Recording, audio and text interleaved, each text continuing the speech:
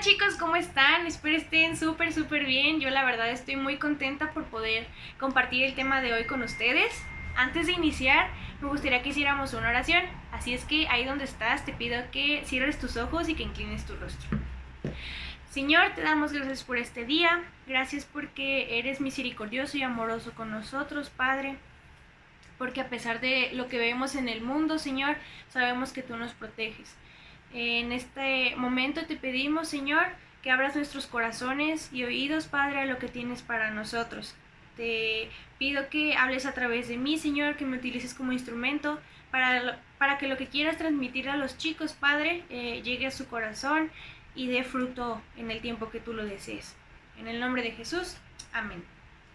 El tema de hoy se titula Tres grandes alarmas.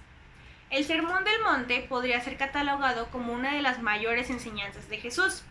En ella encontramos muchos temas que repercuten aún en nuestros tiempos. Así es que pongamos atención a tres alarmas que Jesús nos muestra en el capítulo 7 de Mateo, más específicamente en los versículos del 15 al 23. Y estos dicen: el árbol y sus frutos. Cuídense de los falsos profetas. Vienen a ustedes disfrazados de ovejas, pero por dentro son lobos feroces. Por sus frutos los conocerán. ¿Acaso se recogen uvas de los espinos o higos de los cardos? Del mismo modo, todo árbol bueno da fruto bueno, pero el árbol malo da fruto malo. Un árbol bueno no puede dar fruto malo, y un árbol malo no puede dar fruto bueno. Todo árbol que no da buen fruto se corta y se arroja al fuego. Así que por sus frutos los conocerán. No todo el que me dice, Señor, Señor, entrará en el reino de los cielos, sino solo el que hace la voluntad de mi Padre que está en el cielo. Muchos me dirán en aquel día, Señor, Señor, ¿no profetizamos en tu nombre, y en tu nombre expulsamos demonios e hicimos muchos milagros? Entonces les diré claramente, jamás los conocí, aléjense de mí, hacedores de maldad. La primera gran alarma es esta gran prevención. Al leerlo nos damos cuenta que el Señor Jesús nos da varias advertencias. Una de ellas es cuidarnos de los falsos profetas. Antes de analizar esto más a detalle, debemos entender qué es un profeta. En la Biblia podemos encontrar a varios hombres que obedecieron a la voz de Dios, llevando su mensaje a su pueblo. Vemos el ejemplo de Moisés, quien fue llamado por Dios para liberar al pueblo de Israel de la esclavitud en la que vivían. A pesar de que tuvo miedo, confió en Dios. Elías fue usado por Dios para demostrar que Él era el único y verdadero Dios. Jeremías, incluso antes de nacer, Dios ya lo había separado para que fuese su siervo, y a pesar de las adversidades, continuó obedeciendo a Dios. Podemos ver que algo que todos tienen en común es la obediencia a la voz de Dios, sin importar lo difícil que fuera el cumplirlo.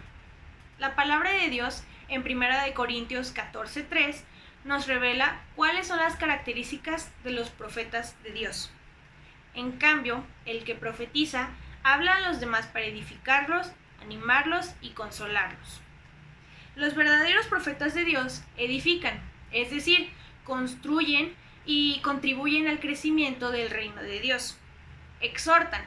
Un verdadero profeta siempre está animando y aconsejando a las personas a buscar la voluntad y santidad de Dios. Y consuelan. El profeta, como siervo de Dios, está ahí para darnos palabras de ánimo, para salir adelante o aliviar el dolor por el que estemos pasando. Por lo tanto, un falso profeta tiene la apariencia de ser alguien entregado al servicio de Dios, pero su verdadero interés es egoísta.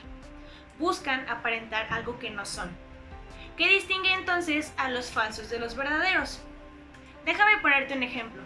Imagínate que tienes dos relojes de marca fina. Uno es una copia y el otro es original. Cada día los hacen mejores que incluso los expertos a simple vista no logran identificarlos. Pero al momento de abrirlos, lo que hay dentro es lo que pone en evidencia si es un reloj falso o es uno auténtico, porque su máquina y funcionamiento es diferente. En nuestro caso, nuestra máquina es nuestro corazón, ya que de este se originan nuestros frutos, buenos o malos. En Lucas 6:45, el Señor nos dice: el hombre bueno del buen tesoro de su corazón saca lo bueno, y el hombre malo del mal tesoro de su corazón saca lo malo, porque de la abundancia del corazón habla la boca. Estos falsos profetas solo desean sacar provecho del rebaño de Dios para alcanzar sus propios deseos. Tarde o temprano, estas personas quedan en evidencia, aunque no quieran. Los reconoceremos por sus acciones. Jesús nos lo muestra como metáfora. No podemos pedirle a un árbol de naranjas que dé manzanas, por más que le pongamos un letrero que diga árbol de manzanas. Tarde o temprano, este árbol empezará a dar fruto y podremos saber mediante su fruto qué clase de árbol es.